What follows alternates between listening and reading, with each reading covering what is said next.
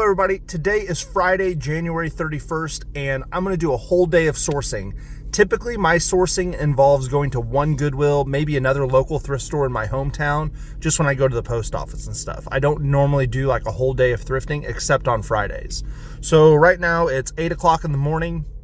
Most of the Goodwills and thrift stores don't open till 9, so my goal is to get some breakfast and get closer to the populated areas when it opens. So if I went to my local Goodwill first, I'm still a good 20-30 minutes away from like the bulk of the other Goodwills, so my goal is to get to those other Goodwills at 9.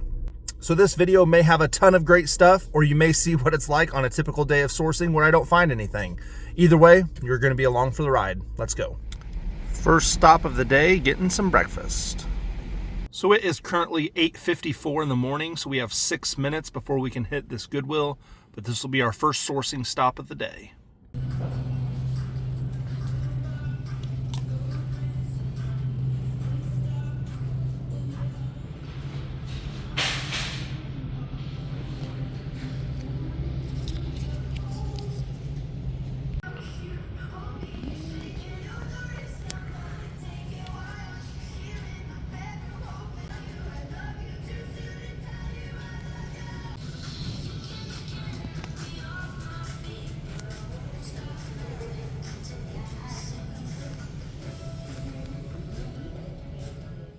Okay, I'm out of the first stop. I spent 50 minutes in that store and I was able to get 4 clothing pieces, 1 shirt, 1 sweatshirt, and 2 suit jackets. So it's not an awful stop, but it's not the greatest stop in the world either. So let's see what we can get at the next one.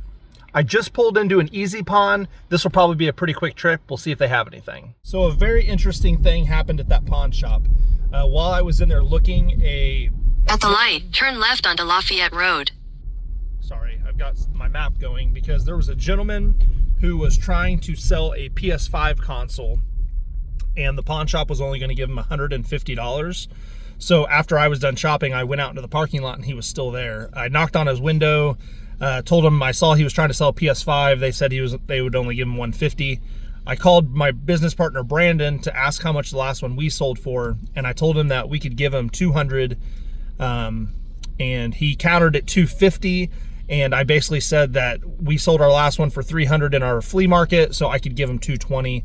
He agreed. So I went to the bank, and he said that he has 2 PS4s, a bunch of games, and he may have some older stuff too. So this detour may end up being a pretty good little find here. I'll let you guys know what we find. So I just left the guy's house, and I've got a nice little stack of items in the back that I'll show you when we get to our next stop.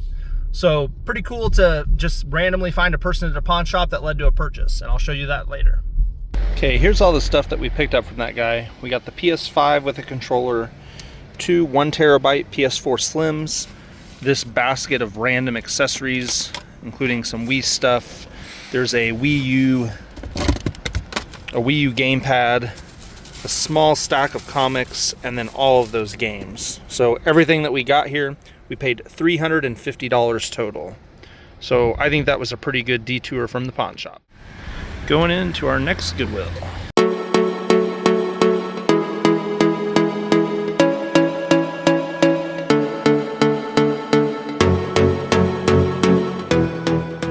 Well, I was in that Goodwill for about 45 minutes and only found the 1 puppet dinosaur, but at least it was a really good find for that stop. I think I'm gonna get a quick bite to eat and then continue on my Goodwill hunts. Let's go into the next Goodwill. Well, 30, 45 minutes, somewhere around there, and I bought nothing. And sometimes that's what happens. So, on to the next Goodwill. Maybe I'll find something there. Okay, the next stop I'm getting ready to go into was actually featured in one of my videos where they had free books, and I was able to get some Animorphs books and some stuff for my girls, and I got some Halloween decorations. So, I've only been there the one time, and they actually posted a picture today that showed some Super Nintendo games. So I doubt that those are still there because that picture was posted 4 hours ago, but maybe we can find something else there today. Well, here we are. So amazingly, the Super Nintendo games were actually still there, and the woman that owns this store is super cool and actually told me she priced them about 80% off of what she thought they would sell for on eBay. So this whole stack of video games I paid $45 for. And to make it an even better stop, she brought me out these awesome games, a huge box of PS2 stuff with some accessories, and she only charged me 30 bucks for the ones I took. I left a whole stack right here that you'll see. Even at 50 cents a piece, I just didn't have any interest in those. So I'm just leaving the store that I talked about. I spent $76 total. We got this pack of underwear, a Goosebumps book, and Super Scrabble.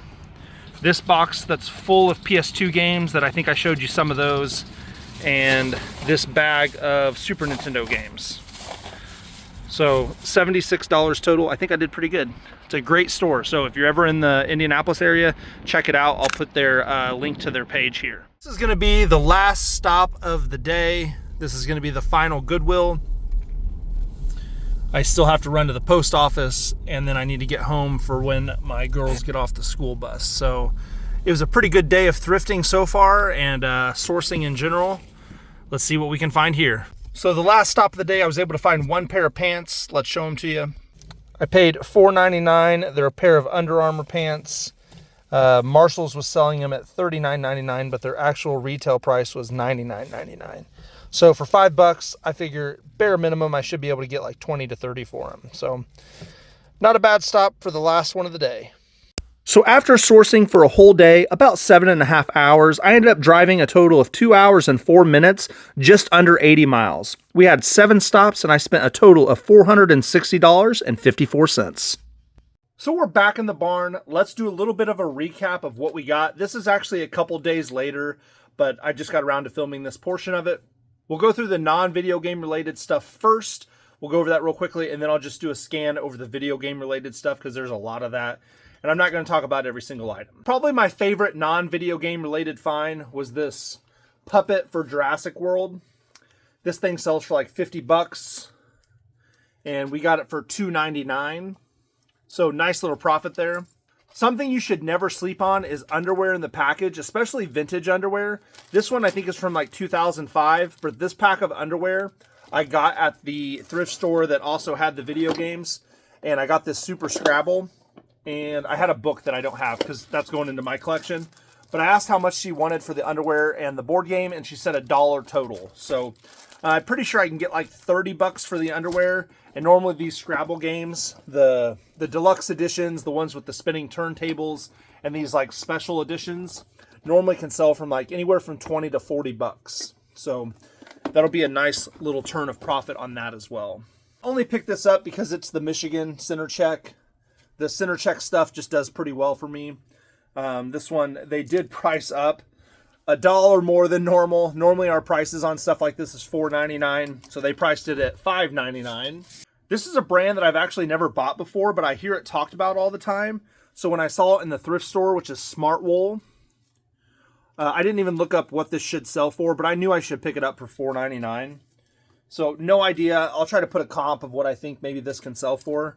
I watch Surf's Up Finds a lot. He's another local reseller here, and he picks up suit jackets a lot. It's something that I don't pick up a lot, but I've been looking because of him, and I found a couple. They are both Burberry, and I think I paid $7.99 a piece. I don't remember seeing what this material was.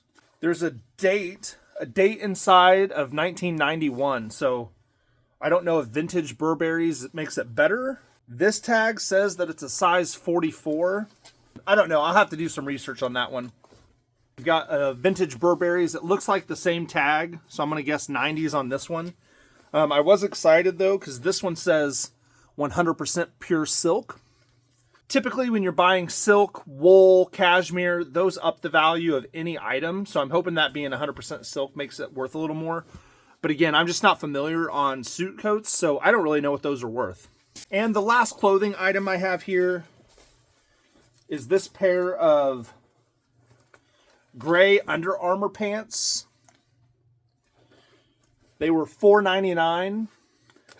And they are brand new with the tag, and MSRP was $99.99. So I don't know what they're actually worth, but typically if I find something that originally sold for $100 and they're wanting $5, I normally pick it up. I figure getting 20 bucks is a safe bet. And the last thing that I have here that is not video game related, came from the pawn shop detour portion. Basically, I said, hey, I buy other stuff that's not video game related, that's nerdy, Pokemon cards, Magic the Gathering. He asked if I bought comic books.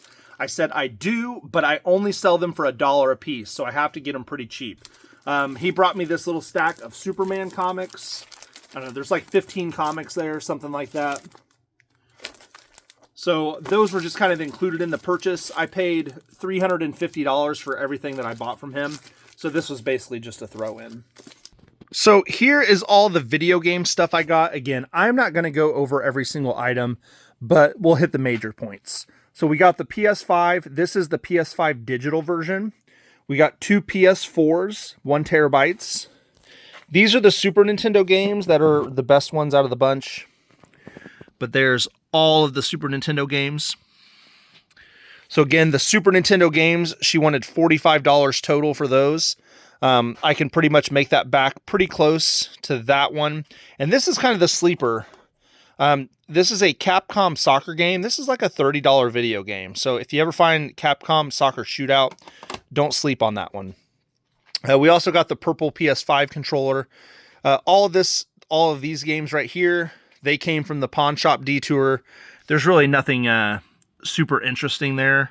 Again, I didn't really pay for these. This was just kind of thrown in.